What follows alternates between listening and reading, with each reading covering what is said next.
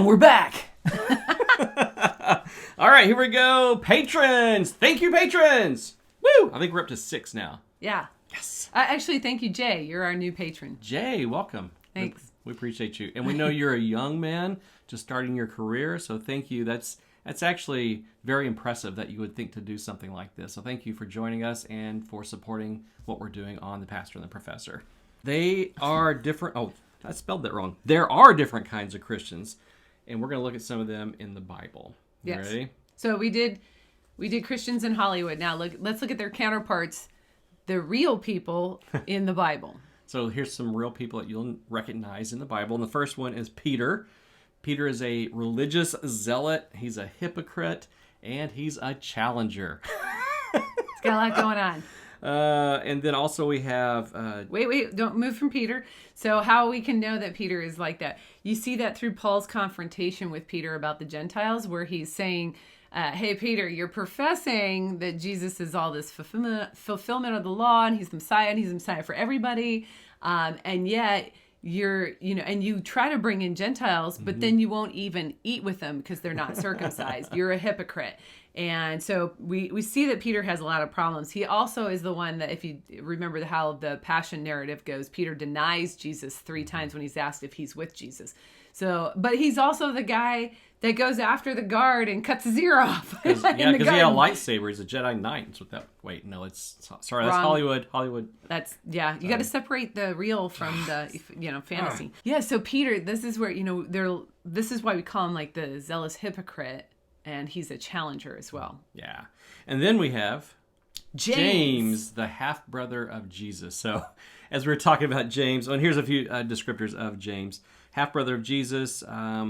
He had some disbelief, of course, but we'll tell you here in a second what he ended up doing. But I was thinking about all the time that he grew up with Jesus. I mean, can you imagine being the brother of Jesus? But he's skeptical of his own brother, which tells me that the only view that we have of Jesus is when he was born, when we saw him at the temple when he was 12, and then we see as he starts his ministry.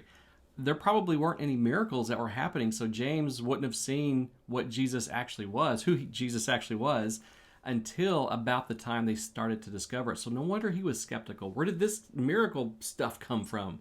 And then all of a sudden, here it is. So James like, wait, this is not what I grew up with. Well, that's my perspective. That was the pastor. So for me, I mean, Mary did know that Jesus was the Son of God. Sure. So that's what the angel, she had an announcement to her. So I think that there's an idea in the family that he is considered the Son of God. Sure. And they would know that. The thing that's important is that James doesn't believe that. Yeah. And that's in your scriptures. And we did not get the Markan passage that it comes from, but that's where it's in Mark. And it notes that his brother did not believe. Yeah. So that's important, because James is not only not believing in Jesus during Jesus's lifetime, so while Jesus is alive. I don't even know if he believes in Jesus post miracles. I think he's just not a believer. Right. That's what we know. Which just blows a lot of people's minds. How can you see these miracles that Jesus did? You were there, you saw it, and you still don't believe. James might fall under that category, so maybe Jesus was doing some of these miracles in his younger years. Yeah. Who knows for sure? But yeah, there are people that saw the miracles. I don't know. I think commentaries would say that the first miracle is the wedding, the water into wine. So that's the one we know. And that's so all we can go go with off that. of. Yeah. So yeah. So I'll go back to my original thoughts. But what James is so he's a skeptical guy, and where we're going with this is that after Jesus dies on the cross and resurrects from the dead, now if you look in Acts, you find James as the leader of the church in Jerusalem. Yes. So this is important because the religious leaders had told, after the stoning of Stephen, they had told all of the Christians to get out. Like, no more. We don't want you talking about this anymore, or this is what's going to happen to you as well. And so James becomes the leader of the church in Jerusalem, which is the most hostile place to this movement at that time. But was prior to that not a believer in Jesus while living in the same household. So crazy. he's a skeptical believer is who he is. And then we have Paul, who wrote most of the New Testament. He's the powerfully persuasive convert with a crazy conversion story. So I wrote that. Yeah, it was good. Hey, you're scaling the walls with that one. He was trying to, oh man, he was trying to get that out, but that was Mary Jo writing. Hey, it's really good writing.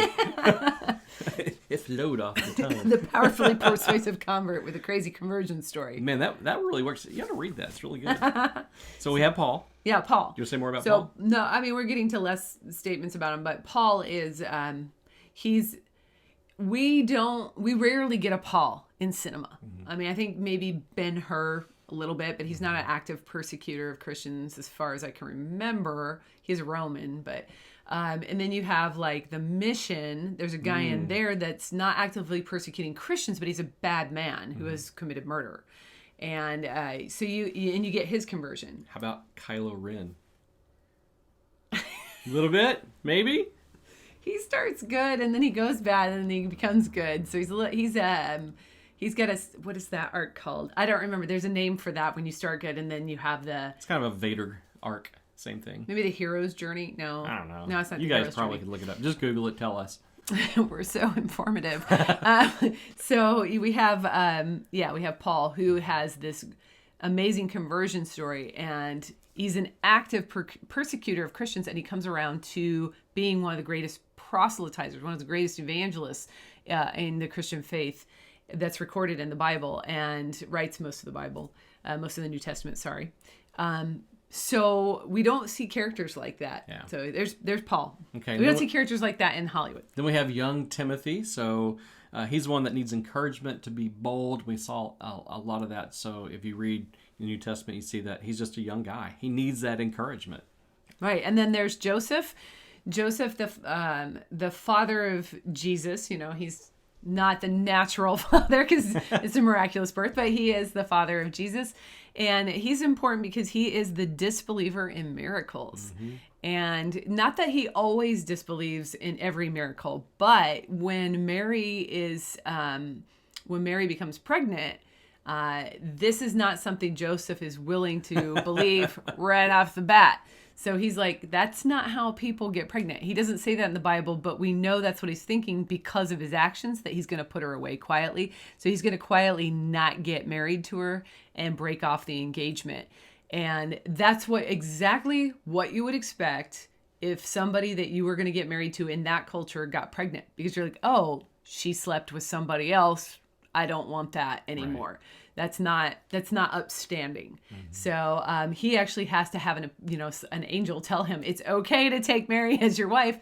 I mean, he has to have a supernatural intervention. Yeah, right. That's miraculous. I would have to have that too. Yeah, to say this is okay. So he's not willy-nilly just yay whatever. He is actually a person that believes in the natural means, natural science of how you get pregnant, mm-hmm. and he's skeptical until God sends an angel to reassure him. Anyway, and then lastly, we have Mary, the mother of Jesus.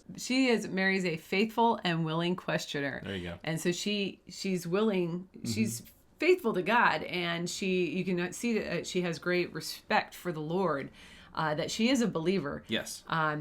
But she does have a question. Yeah, because this has never happened before, so I'd be asking questions too. Once again, we see another person in the Bible that's just not like, They aren't just a blind believer right. in miracles that happen. They do question these things and say, how can this happen? Because mm-hmm. I'm a virgin. Mm-hmm. So yeah, that's our list. There's our list. So we did Hollywood Christians, a few of them, and now we're doing and then we did some of the Bible. Peter, James, Paul, Timothy, Joseph, and Mary. So Mary Jo, what would you call yourself? Yeah. So here's what's interesting. I don't feel like I'm ever represented in Hollywood as a Christian, ever. Like, right. I don't relate to anybody. And that's because I'm a skeptical believer. I'm a James. I'm or more of a Joseph. I'm maybe a mix there of that kind of a believer in which, I believe in God. And a lot of that is based in the fact that I can't get around belief in God. I believe that the evidence and reason point to belief in God, or existence of God, which is why not all the way, but it's a lot of why I think he's real. And I've also had a personal experience in salvation, but when I questioned that, I went back to, well, how do I know God's real? And the evidence led me back to God. Right. So, my view of God, somebody might say, well, that's really bland, very professorish and rational. And it's not all that. Like, I don't have an overly romanticized or a hyper spiritualized kind of view of God going on. I do understand the emotional and rational that come together, and I worship him in spirit and truth, right? And I worship him with all that I have to offer with my heart, soul, mind, strength. But I think a lot of times I lean more, okay, if you tell me that God miraculously healed your cancer, did he? Like, I don't know, because I can't see inside your body. Or, like if you had like a cancer where they couldn't see you. That's a bad example. No, it's all right. But I was thinking... Things that you can't see. I was actually thinking back to, because I was there at the moment that you accepted Christ. I was there. And Mary Jo's getting asked the evangelism explosion questions, and she's just, she's logically thinking through what she's doing. And I'm over there boo-hooing, just like I did when I was saved at the age of 9. So for me, this is an emotional moment. The Holy Spirit is regenerating this person beside me, and she's being very rational about this. I'd never seen anything like that before. Yeah. And some people might go, well, were you really saved? But what I saw that happened immediately after that was a person who had a thirst for the Word of God. I've never seen anybody grow as fast as Mary Jo did. It was amazing. So I had to go, God will save people in the way that he'll save people, and he creates them each unique. Yeah. Yeah. Yeah. Well, I've been, people have told me they don't think I have enough faith or things like that. I rely too heavily on my knowledge side, and,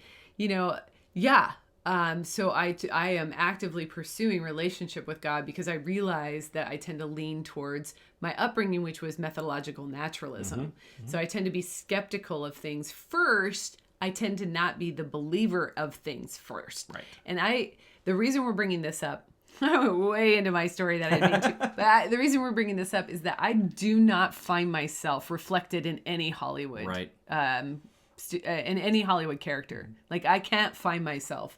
Now, that maybe the closest they come is like the Cobra Kai pastor. Oh, that's a good point. Who's a refreshing Christian appearance in a show, in that he has a jaded past. Well, not jaded. He has a shady past. That'll work. And he has come to belief in God, and now he's a pastor, but that doesn't make him Ned Flanders on The Simpsons. He's still very realistic about things. Like, there's a scene in Cobra Kai where one of the guys is one of the main characters Johnny is drunk, and he's coming down the aisle of the church because he's going to talk to this pastor. So he just interrupts the pastor's sermon, and so the pastor uses his old karate moves to pull him down so he doesn't hurt his congregants. But then later on, you see the pastor just sitting on the altar talking with him. Like, what's going on, man? That was a pretty real moment. So I do appreciate that there's those kind of guys, and maybe I could relate better to that Cobra Kai pastor, but we don't really get to know him. But that's very as much. close as it gets to somebody like you. Yeah. That's good.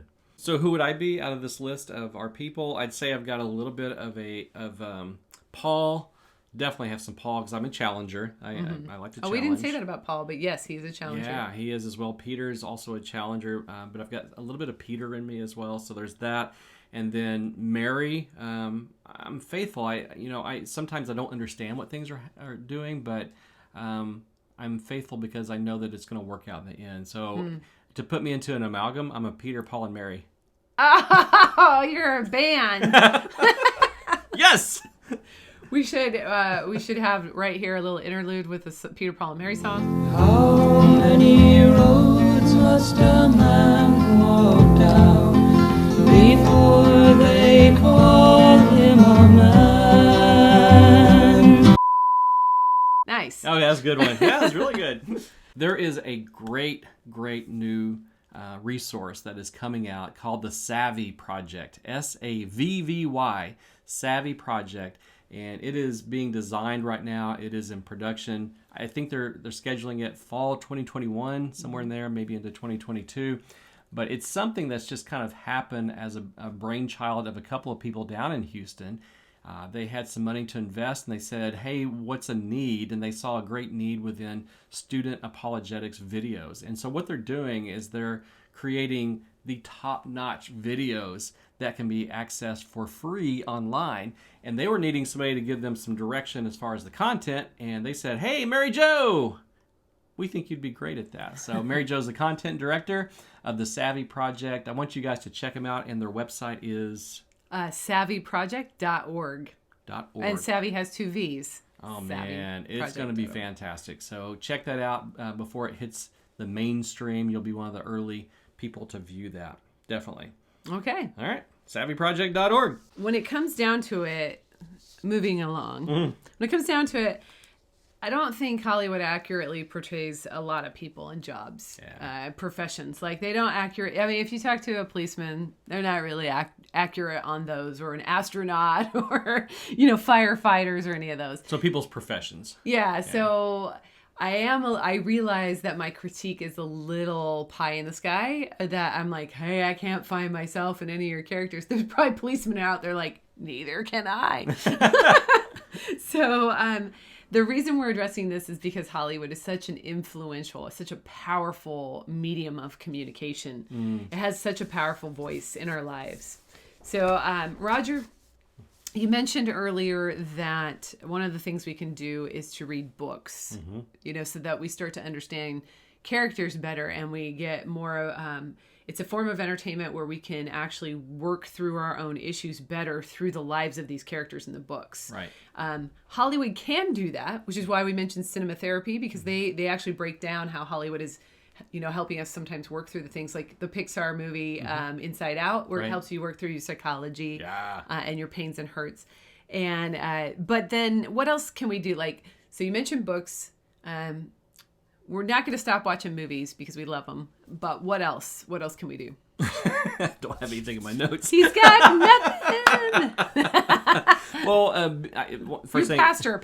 First thing that came to mind was I'm an artist, and I play the trumpet. I sing. I've also done acting. So acting, if you do some acting, there's that as well. You can find your creative bone and just run with that and enjoy that with people as well. So books, acting, anything that's creative and artistic. If you're a painter, my grandmother was a oil and canvas painter. I think you can get some great creativity going out of that as well. So yeah, those are a few things that you can do, and we hope that will help you to be more than the flat-lined human that Hollywood likes to represent us as, because we are more than that.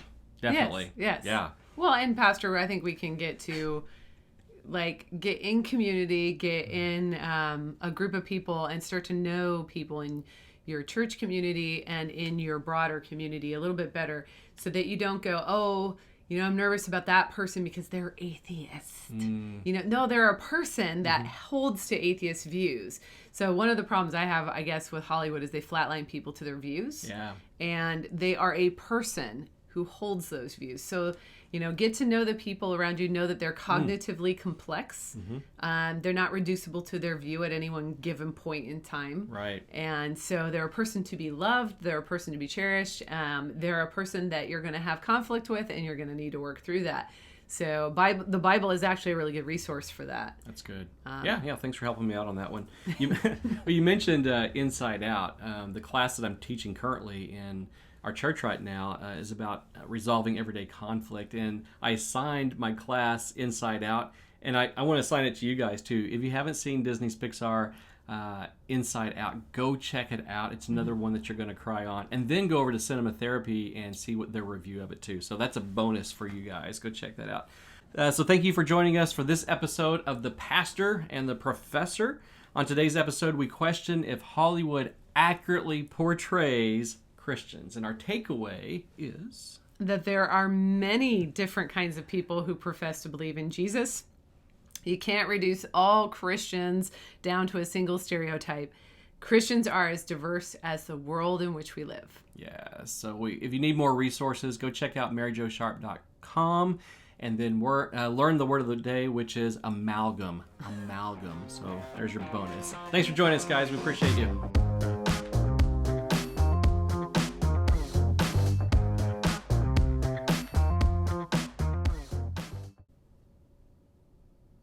Amalgam.